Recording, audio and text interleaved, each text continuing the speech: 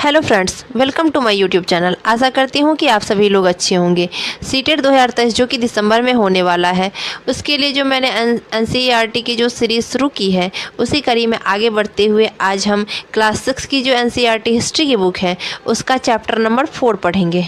Okay, video में आगे बढ़ने से पहले यदि आप हमारे चैनल पर नए हैं तो चैनल को सब्सक्राइब कीजिए, वीडियो को लाइक कीजिए और अपने दोस्तों के साथ शेयर कीजिए।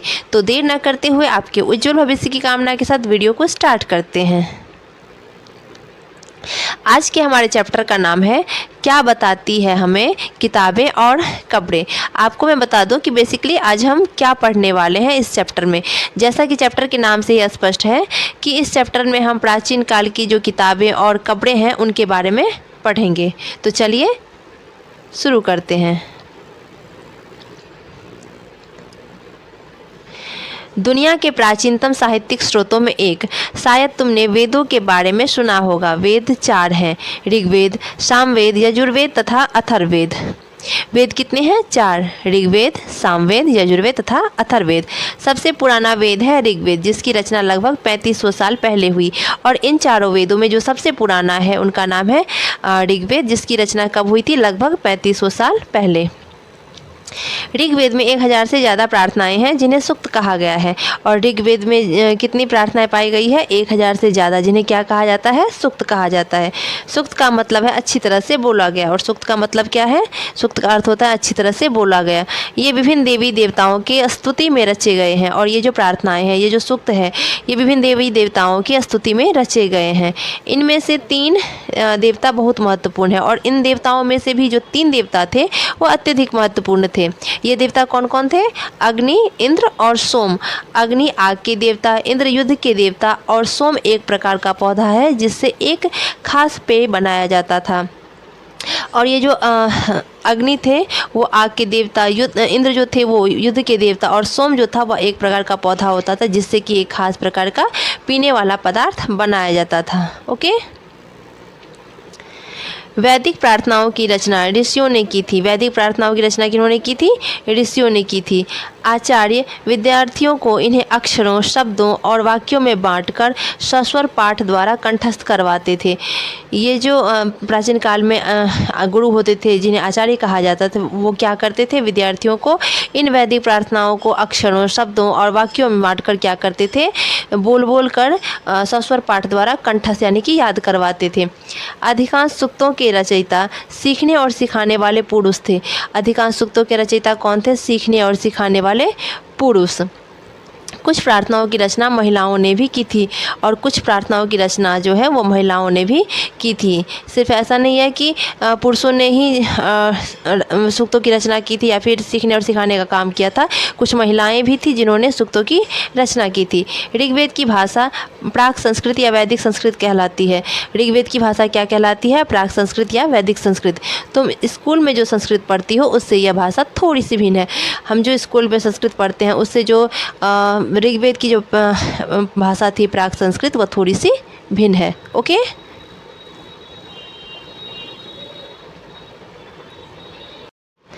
संस्कृत और अन्य भाषाएं।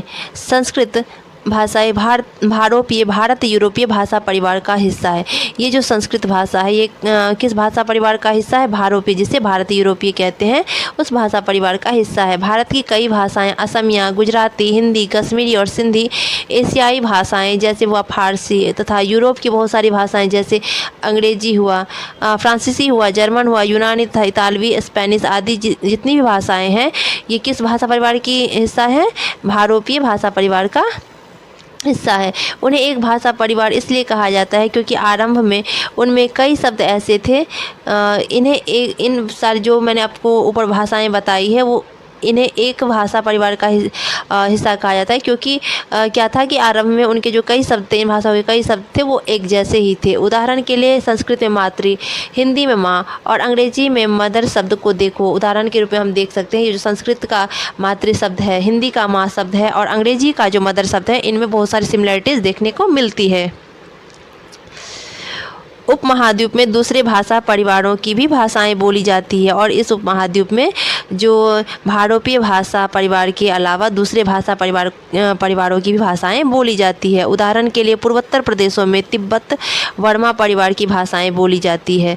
उदाहरण के तौर पर हम देख सकते हैं कि पूर्वोत्तर वाला जो भाग है वहाँ पे तिब्बत वर्मा परिवार की भाषाएं बोली जाती है।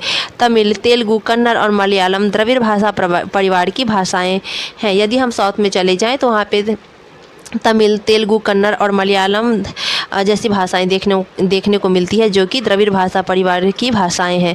जबकि झारखंड और मध्य भारत के कई हिस्सों में बोली जाने वाली भाषाएं ऑस्ट्रो एशियाटिक परिवार से जुड़ी है। जबकि क्या है कि झारखंड और मध्य भारत के जो कई हिस्से हैं वहाँ पे जो भाषाएं बोली जाती है वो भाषा ऑस्ट्रो एशियाटिक परिवार की भाषा है।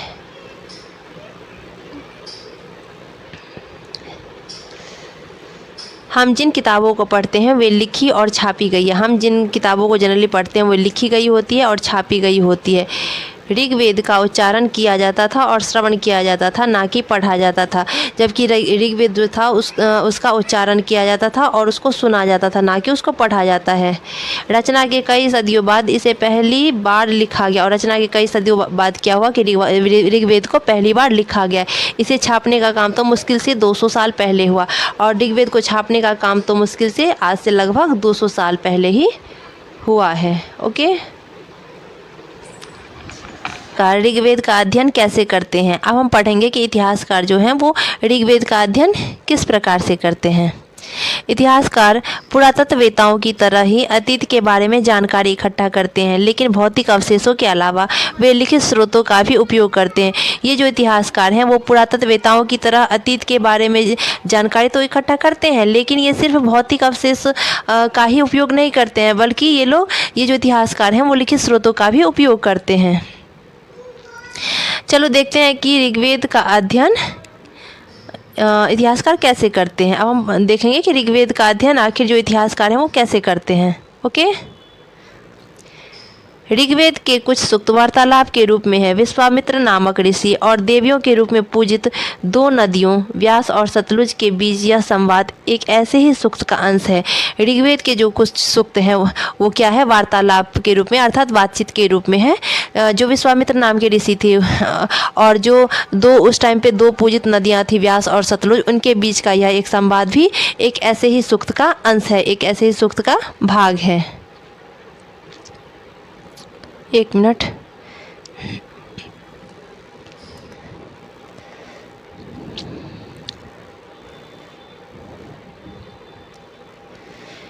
ऋग्वेद की पांडुलिपि का एक पन्ना। आप यहाँ पे देख सकते हैं इमेज में, यह है ऋग्वेद की पांडुलिपि का एक पन्ना। भुर्ज वृक्ष की छाल पर लिखी गई यह पांडुलिपि कश्मीर में पाई गई थी। यह पांडुलिपि कहाँ पाई गई थी? कश्मीर में पाई गई थी, जो कि भुर्ज वृक्ष की छाल पर लिखी गई थी। और पांडुलिपि किसे कहते हैं? जो कि हाथ से लिखी गई लिपि होती है उसे ही पांडुलिपि कहते हैं। लगभग 150 वर्ष पहले ऋग्वेद को सबसे पहली बार छापने के लिए इसका उपयोग किया गया था। और लगभग 150 वर्ष पहले क्या हुआ था कि ऋग्वेद को सबसे पहली बार जब छापने का काम किया गया था तो उस टाइम पे इसका उपयोग किया गया था। इसी पांडुलिपि को देखकर अंग्रेजी अनुवाद तैयार हुआ और इसी पांडुलिपि को देखकर क्या हुआ कि अंग्रेजी अनुवाद तैयार हुआ। यह पांडुलिपि पुणे महाराष्ट्र के एक पुस्तकालय में सुरक्षित है। और यह जो पांडुलिपि आप देख रहे हैं इमेज में, वो कहाँ पे सुरक्षित है? पुणे महाराष्ट्र के एक लाइब्रेरी में सुरक्षित है। ओके,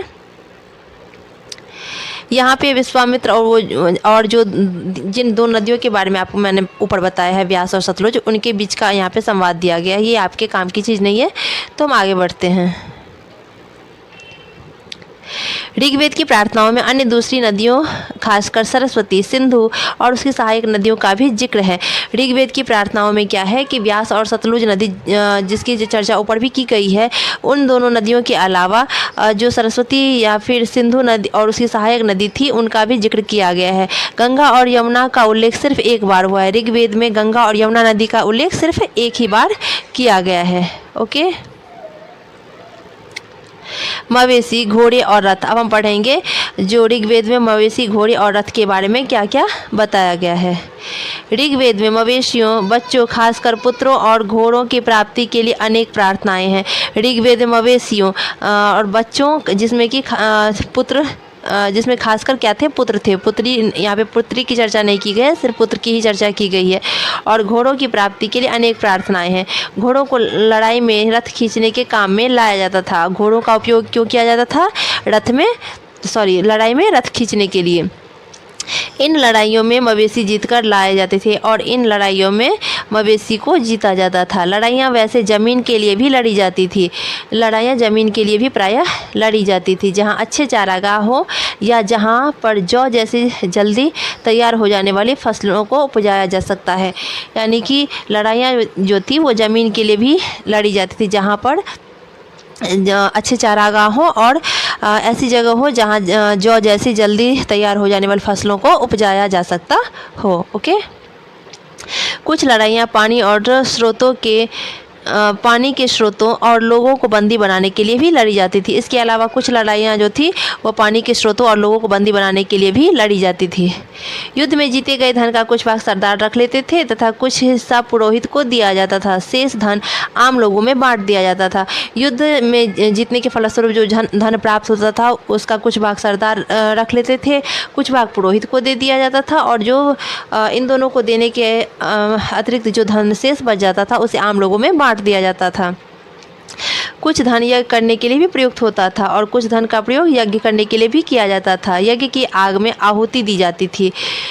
ये आहुतियाँ देवी देवताओं की दी जाती थी। घी, अनाज और कभी कभी जानवरों की भी आहुति दी जाती थी। और यज्ञ में जो आहुति दी जाती थी देवी देवताओं के नाम पर, कभी कभी इन आहुति में घी, अनाज और जानवरों की भी आहुति दी जाती थी। ओके। अधिकांश पुरुष इन युद्धों में भाग लेते थे। कोई अस्थायी सेना नहीं होती थी, लेकिन लोग सभाओं में मिलते जुलते थे और युद्ध व शांति के विषय में सलाह मशविरा करते थे। अधिकांश पुरुष जो होते थे वही इन युद्धों में भाग लेते थे। कोई अस्थायी सेना नहीं होती थी, लेकिन लोग जो थे वो सभा का आयोजन करते थे और उनमें आपस में मिलते जुलते थे तथा इस सभा में वे लोग क्या करते थे? युद्ध और शांति के विषय में सलाह मशविरा आपस में किया करते थे। वहाँ ये ऐसे लोगों को अपना सरदार चुनते थे जो बहादुर और कुशल योद्धा हो। और इन जो सभा लगती थी इन सभा में ये लोग क्या करते थे? ऐसे लोगों को अपना सरदार चुनते थे जो कि बहादुर होते थे और कुशल योद्धा होते थे। लोगों की विशेषता बताने वाले शब्द। अब हम पढ़ेंगे कि ऋग्वेद में लोगों की विशेषता बताने के लिए किन किन शब्दों का प्रयोग किया गया है। लोगों का वर्गीकरण काम, भाषा, परिवार या समुदाय, निवास स्थान या सांस्कृतिक परंपरा के आधार पर किया जाता रहा है। लोगों का वर्गीकरण किन किन आधारों पर किया जाता है? काम के आधार पर, भाषा के आधार पर, परिवार के आधार पर, समुदाय के आधार पर, निवास स्थान या फिर सांस्कृतिक परंपरा के आधार पर। ऋग्वेद में लोगों की विशेषता बताने वाले कुछ शब्दों को देखो। अब हम ऋग्वेद में लोगों की विशेषता बताने के लिए किन किन शब्दों का प्रयोग किया गया उन्हें देखेंगे। ऐसे दो समूह जिनका वर्गीकरण काम के आधार पर किया गया है। पुरोहित, जिन्हें कभी कभी ब्राह्मण कहा जाता था, तरह तरह के यज्ञ और अनुष्ठान करते थे। ऐसे दो समूह थे जिनका वर्गीकरण काम के आधार पर किया गया था। उनमें से एक क्या था? पुरोहित, जिन्हें कि कभी कभी ब्राह्मण भी कहा जाता था। और पुरोहित का काम क्या होता था? तरह तरह के यज्ञ और अनुष्ठान करवाना। और दूसरा जो था समूह उसको राजा कहते थे। ये राजा वैसे नहीं थे जिनके बारे में तुम बाद में पढ़ोगे। ये राजा वैसे नहीं थे जिनके बारे में हम जानते हैं, कुछ ना कुछ जानते हैं या फिर जिनके बारे में हम आगे पढ़ेंगे। ये ना तो बड़ी राजधानियों और महलों में रहते थे, ना इनके पास सेना थी। और ये जो राजा होते थे इनके पास ना तो राजधानियाँ थी और ना ही ये महल में रहते थे, ना इनके पास सेना थी और ना ही ये कर वसूलते थे। ना तो इनके पास सेना थी और ना ही ये कर वसूलते थे। प्रायः राजा की मृत्यु के बाद उसका बेटा अपने आप ही शासक नहीं बन जाता था। और प्रायः क्या होता था कि राजा की मृत्यु के बाद जो उसका बेटा होता था वो अपने आप शासक नहीं बनता था। जनता या पूरे समुदाय के लिए दो शब्दों का इस्तेमाल होता था। जनता या फिर पूरे समुदाय के लिए कितने शब्दों का इस्तेमाल होता था? दो शब्दों का। एक था जन, जिसका प्रयोग हिंदी व अन्य भाषाओं में आज भी होता है। इन दो शब्दों में से एक क्या था? जन, जिसका कि प्रयोग हिंदी व अन्य भाषाओं में आज भी होता है। दूसरा था विष। दूसरा शब्द कौन सा था? विष, जिससे वैसे शब्द निकला है। जिससे कौन सा शब्द निकला है? वैसे शब्द। इस विषय पर हम अध्याय 5 में विस्तार से पढ़ेंगे। ऋग्वेद में विष और जनों के नाम मिलते हैं। ऋग्वेद में किन किन के नाम मिलते हैं? विष और जनों के। इसलिए हमें पुरु जन या विष, भरत जन या विष, यदु जन या विष जैसे कई उल्लेख मिलते हैं। जिन लोगों ने इन प्रार्थनाओं की रचना की वे कभी कभी खुद को आर्य कहते थे तथा अपने विरोधियों को दास या दस्यु कहते थे। जिन लोगों ने इन ऋग्वेद की प्रार्थनाओं की रचना की थी वे कभी कभी खुद को क्या कहते थे? आर्य कहते थे तथा अपने विरोधियों को क्या कहते थे? दास या दस्यु। दस्यु वे लोग थे जो यज्ञ नहीं करते थे और शायद दूसरी भाषाएं बोलते थे, और दस्यु क्या होते थे? वैसे लोग होते थे जो कि यज्ञ नहीं किया करते थे और शायद हो सकता है कि वे लोग दूसरी भाषाएं बोलते होंगे। बाद के समय में दास, जिसका स्त्रीलिंग होता है दासी, शब्द का मतलब गुलाम हो गया, और बाद में दास शब्द का मतलब क्या हो गया? गुलाम। दास वे स्त्री और पुरुष होते थे जिन्हें युद्ध में बंदी बनाया जाता था, और दास वे स्त्री और पुरुष होते थे जिन्हें कि युद्ध में जीत कर लाया जाता था या फिर जिन्हें बंदी बनाया जाता था युद्ध में। उन्हें उनके मालिक की जायदाद माना जाता था, और दास को उनके मालिक का जायदाद माना जाता था। जो भी काम मालिक चाहते थे उन्हें वह सब करना पड़ता था, और इन दासों को वे सारे काम करने पड़ते थे जो कि उनके मालिक चाहते थे।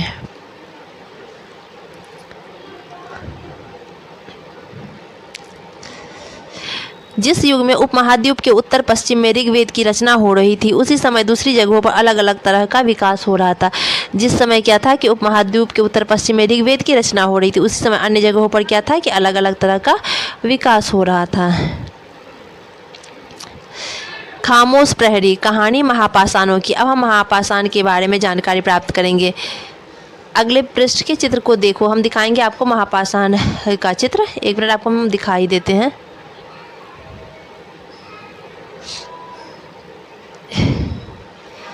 ये जो आप देख रहे हैं यही है महापाषाण, ठीक है। अब इसके बारे में हम पढ़ेंगे। ये शिलाखंड महापाषाण, महाबड़ा पाषाण पत्थर नाम से जाने जाते हैं।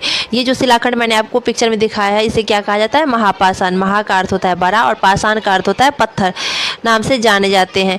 ये पत्थर दफन करने की जगह पर लोगों द्वारा बड़े करीने से लगाए गए थे, और ये जो पत्थर है वो दफन करने की जगह पर लोगों के द्वारा बहुत सुसज्जित ढंग से लगाए गए थे। महापाषाण कपड़े बनाने की प्रथा लगभग 3000 साल पहले शुरू हुई, और महापाषाण कपड़े बनाने की प्रथा कब शुरू हुई थी? लगभग 3000 साल पहले। यह प्रथा दक्षिण भारत, उत्तर पूर्वी भारत और कश्मीर में प्रचलित थी। और यह जो महापाषाण कपड़े बनाने की प्रथा ये कहाँ कहाँ प्रचलित थी? दक्षिण भारत, उत्तर पूर्वी भारत और कश्मीर में प्रचलित थी। कुछ महापाषाण जमीन के ऊपर ही दिख जाते हैं, कुछ महापाषाण जमीन के भीतर भी होते हैं। पुरातत्वविदों को जो खुदाई के दौरान महापाषाण की कब्रें प्राप्त हुई है उनमें से तो कुछ जमीन के ऊपर उन्हें पाए गए हैं और कुछ जो है वो जमीन के भीतर पाए गए हैं। ओके, बढ़ते हैं आगे। कई बार पुरातत्वविदों को गोलाकार सजाए हुए पत्थर मिलते हैं, कई बार अकेला खड़ा हुआ पत्थर मिलता है। कई बार पुरातत्वविदों को क्या हुआ है कि गोलाकार में सजाए हुए पत्थर मिले हैं और कई बार अकेला खड़ा हुआ भी पत्थर मिले हैं। आप यहाँ पे देख सकते हैं इमेज में, यहाँ पे गोलाकार खड़ा हुआ पत्थर देख सकते हैं। ये ही एकमात्र प्रमाण है जो ज़मीन के नीचे कब्रों को दर्शाते हैं। और ये जो पुरातत्वविदों को खुदाई के दौरान गोलाकार सजाए हुए पत्थर या फिर अकेला पत्थर खड़ा हुआ पत्थर मिला है, यही एकमात्र प्रमाण है जो यह दर्शाता है कि ज़मीन के नीचे कब्रें थी। ओके, महापाषाणों के निर्माण के लिए लोगों को कई तरह के काम करने पड़ते थे।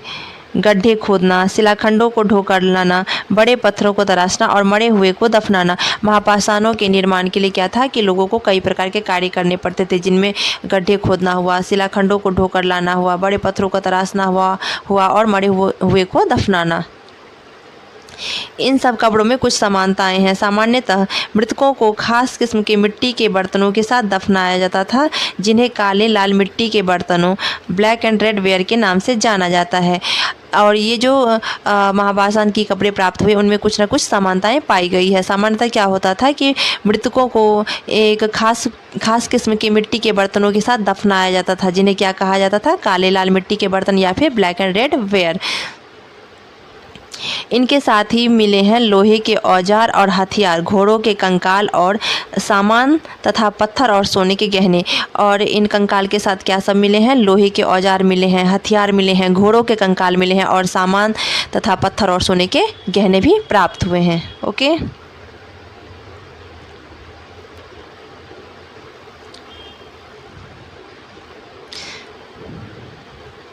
ऊपर इस तरह के महापाषाण को ताबूत, समाधान, शिष्ट कहा जाता है। मैंने ऊपर जो आपको ये महापाषाण दिखाया है इसे क्या कहा जाता है? ताबूत समाधान या फिर शिष्ट कहा जाता है। यहाँ दिखाए गए शिष्ट में एक पोर्ट होल बड़ा सुराख है जो शायद पत्थरों से बने हुए कमरे में जाने का रास्ता है। आपको मैं दिखा दूँ इमेज में, ये है पोर्ट होल। पोर्ट होल इसके द्वारा क्या किया जाता था कि पत्थरों से बने कमरे में जाया जाता था। बढ़ते हैं आगे। महापाषाण कब्रों से मिले लोहे के सामान। बाईं ओर घोड़े के लिए सामान, आप देख सकते हैं इमेज में, ये है घोड़े के लिए सामान जो कि महापाषाण के कब्रों से प्राप्त हुए हैं। नीचे बाईं ओर कुल्हाड़ियाँ, यहाँ पे कुल्हाड़ियाँ हैं। नीचे एक कटार, आप इस इमेज में देख सकते हैं अच्छे से कि यहाँ एक कटार दिखाया गया है जो कि महापाषाण की कब्रों से प्राप्त हुए हैं। लोगों की सामाजिक असमानताओं के बारे में पता करना। अब हम लोगों की सामाजिक असमानताओं के बारे में जानेंगे। पुरातत्वविद यह मानते हैं कि कंकाल के साथ पाई गई चीज़ें मरे हुए व्यक्ति की ही रही होगी। पुरातत्वविदों का यह मानना है कि जो कंकाल के साथ उन्हें वस्तुएं प्राप्त हुई है वो जनरली जो उसी व्यक्ति के होंगे जिन्हें दफनाया गया था। कभी कभी एक कब्र की तुलना में दूसरी कब्र में ज़्यादा चीज़ें मिलती है। अब और कभी कभी क्या होता था कि एक जो कब्र होता था उसकी तुलना में दूसरी कब्र में ज़्यादा चीज़ें देखने को मिलती थी।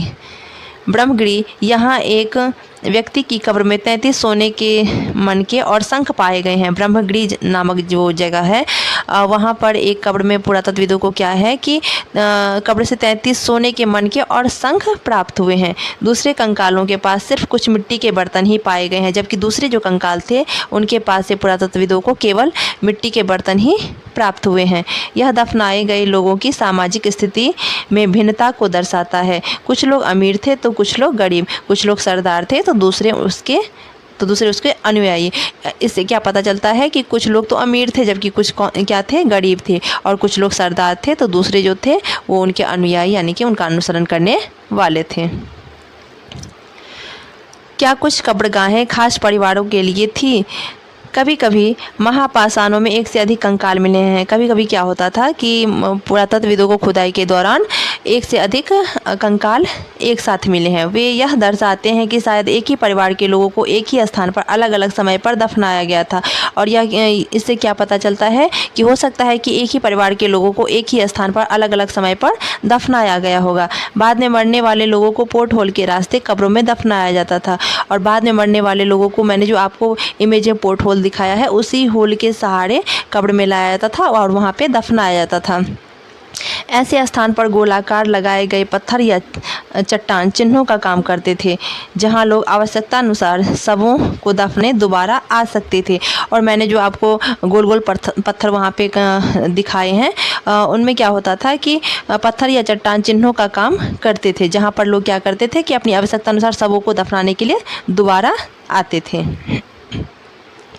इनाम गांव के एक विशिष्ट व्यक्ति की कब्र। अब हम पढ़ेंगे जो इनाम गांव है वहाँ के एक विशेष व्यक्ति की कब्र की क्या विशेषताएं थी या फिर वहाँ से क्या सब प्राप्त हुए हैं। ओके, इनाम गांव यह भीमा की सहायक नदी घोड़े के किनारे एक जगह है। जो इनाम गांव है वो कहाँ स्थित है? भीमा की जो सहायक नदी है घोड़ उसके किनारे स्थित एक जगह है। इस जगह पर 3600 से 2700 साल पहले लोग रहते थे। यहाँ पर इनाम गांव में लोग कब रहते थे? 3600 से 2700 साल पहले। यहाँ वयस्क लोगों को प्रायः गड्ढे में सीधा लिटाकर दफनाया जाता था, और यहाँ के जो वयस्क लोग होते थे उनको क्या किया जाता था कि गड्ढे में सीधा लिटाकर दफनाया जाता था। उनका सिर उत्तर की ओर होता था, कई बार उनके घर के अंदर ही दफना दिया जाता था। और वयस्क लोगों को जो दफनाया जाता था तो जनरली उनका जो सिर होता था वो उत्तर की दिशा में होता था। ओके, कई बार उन्हें घर के अंदर ही दफनाया जाता था, और कई बार ऐसा देखा गया है कि इनाम गांव के जो लोग थे वयस्क लोग उन्हें घर के अंदर ही दफना दिया जाता था। ऐसे बर्तन जिनमें शायद खाना और पानी हो दफनाए गए सबके पास रख दिए जाते थे, और ऐसे बर्तन जिनमें शायद वे लोग खाना रखते होंगे या फिर पानी रखते होंगे उनको क्या करते थे कि दफनाए गए सबके साथ ही रख देते थे। एक आदमी को 5 कमरों वाले मकान के आंगन में 4 पैरों वाले मिट्टी के एक बड़े से संदूक में दफनाया गया था। और एक आदमी को क्या किया गया था कि 5 कमरे वाले मकान के आंगन में 4 पैरों वाले जो मिट्टी का एक बड़ा संदूक होता था उसमें दफना दिया गया था। बस्ती के बीच में बसा यह घर गांव के सबसे बड़े घरों में एक था। इस घर में एक अनाज का गोदाम भी था। और यह घर क्या था कि गांव के सबसे बड़े घरों में से एक था। इस घर में क्या था कि अनाज का एक गोदाम भी था। सबके पैर मुड़े हुए थे, सबके पैर जो थे वो मुड़े हुए थे। क्या बताते हैं हमें कंकालों के अध्ययन। अब हम पढ़ेंगे कि आखिर कंकालों का अध्ययन करने से हमें क्या सब जानकारी प्राप्त होती है। छोटे आकार के आधार पर एक बच्चे के कंकाल को आसानी से पहचाना जा सकता है। पुरातत्वविदों को जो खुदाई के दौरान छोटे आकार के हड्डी प्राप्त हुए उससे यह पता चलता है कि ये किसी बच्चे के कंकाल होंगे। लेकिन एक बच्चे और बच्ची के कंकाल के बीच कोई फ़र्क नहीं होता। लेकिन एक बच्चा और बच्ची जो होता जो लड़का और लड़की जो छोटे होते हैं उनके कंकाल के बीच कोई फ़र्क नहीं होता है। क्या हम पता लगा सकते हैं कि कंकाल किसी पुरुष का था या स्त्री का? क्या हम यह पता लगा सकते हैं कि जो कंकाल मिले हैं वो किसी पुरुष का कंकाल है या फिर स्त्री का? कभी कभी लोग कंकाल के साथ मिले सामानों के आधार पर इसका अंदाज़ा लगाते हैं। और कभी कभी क्या करते हैं लोग कि जो कंकाल के साथ सामान मिलते थे उसके आधार पर अंदाज़ा लगाते थे कि ये किसी पुरुष का कंकाल है या फिर स्त्री का। उदाहरण के लिए यदि कंकाल के साथ गहने मिलते हैं तो कई बार उसे महिला का कंकाल मान लिया जाता है। उदाहरण के तौर पर हम देख सकते हैं कि यदि कंकाल के साथ गहने मिल जाते थे तो ऐसे लोगों का ऐसा मानना था कि ये किसी महिला के कंकाल हैं। लेकिन ऐसी समझ के साथ समस्याएं, लेकिन ये तो गलत है कि ये हो सकता है कि पुरुष भी आभूषण पहनते होंगे, तो ज़रूरी तो नहीं है कि महिलाएं ही सिर्फ आभूषण पहनती होगी। अक्सर पुरुष भी आभूषण पहनते थे। जाहिर सी बात है कि उस टाइम पे जो पुरुष होते थे वो भी आभूषण पहना करते थे। कंकाल का लिंग पहचानने का बेहतर तरीका उसकी हड्डियों की जांच है। और कंकाल का लिंग पहचानने का सबसे बेहतर तरीका क्या है? उसकी हड्डियों की जांच। चूँकि महिलाएं बच्चों को जन्म देती है इसलिए उनका कटी प्रदेश या कूल्हा पुरुषों से ज़्यादा बड़ा होता है। हम जानते हैं कि जो महिलाएं होती है ये बच्चों को जन्म देती है, इसलिए जो उनका कटी प्रदेश जिसको कूल्हा कहते हैं वो क्या होता है कि पुरुषों से ज़्यादा बड़ा होता है। ये समझ कंकालों के आधुनिक अध्ययन पर आधारित है। आज से लगभग 2000 साल पहले चरक नाम के प्रसिद्ध वैद्य हुए थे। आज से लगभग 2000 साल पहले क्या हुआ था कि चरक नाम के प्रसिद्ध वैद्य हुए थे। उन्होंने चिकित्सा शास्त्र पर चरक संहिता नाम की किताब लिखी। और ये जो चरक थे उन्होंने चिकित्सा शास्त्र पर चरक संहिता नाम की पुस्तक लिखी। वे कहते हैं कि मनुष्य के शरीर में 360 हड्डियाँ होती है। और चरक का कहना था कि मनुष्य के शरीर में 360 हड्डियाँ होती है। यह आधुनिक शरीर रचना विज्ञान की 206 हड्डियों से काफ़ी ज़्यादा है। और हम जानते हैं कि हमारे शरीर में जो 206 हड्डियाँ पाई जाती है उसके कंपैरिजन में, उसके तुलना में ये जो 360 हड्डियाँ जो कि चरक द्वारा बताइए ये बहुत ज़्यादा दिखाई पड़ती है। संभवतः चरक ने अपनी गिनती में दांत, हड्डियों के जोड़ और कार्टिलेज को जोड़कर यह संख्या बताई थी। हो सकता है कि चरक ने अपनी गिनती में दांत, हड्डियों के जोड़ और कार्टिलेज की जो हड्डियाँ होती हैं उनको भी जोड़ लिया होगा, इसलिए इनकी संख्या 360 तक पहुँच गई थी। ओके। इनाम गांव के लोगों के काम धंधे। अब हम पढ़ेंगे कि इनाम गांव के लोग क्या काम करते थे, उनके काम धंधे किस प्रकार के थे। इनाम गांव में पुरातत्वविदों को गेहूं, जौ, चावल, दाल, बाजरा, मटर और तिल के बीज मिले। इनाम गांव में पुरातत्वविदों को खुदाई के दौरान क्या सब प्राप्त हुए? गेहूं, जौ, चावल, दाल, बाजरा, मटर और तिल के बीज मिले हैं। कई जानवरों की हड्डियां भी मिली है। और खुदाई के दौरान कई जानवरों की हड्डियां भी प्राप्त हुई है। कई हड्डियों पर काटने के निशान से यह अंदाजा होता है कि लोग इन्हें खाते होंगे। और कई जानवरों की हड्डियों पर कट का निशान देखने को मिलता है, जिससे यह पता चलता है कि लोग इन जानवरों को खाते होंगे। गाय, बैल, भैंस, बकरी, भेड़, कुत्ता, घोड़ा, गधा, सुअर, सांभर, चितकबरा, हिरन, कृष्णमृग, खरहा, नेवला, चिड़िया, घड़ियाल, कछुआ, केकड़ा और मछली की हड्डियां भी पाई गई है। पुरातत्वविदों को खुदाई के दौरान मैंने जो आपको इन जानवरों के नाम बताए हैं इनकी हड्डियां भी प्राप्त हुई है। ऐसे साक्ष्य मिले हैं कि बेर, आंवला, जामुन, खजूर और कई तरह की रसभरियाँ एकत्र की जाती थी।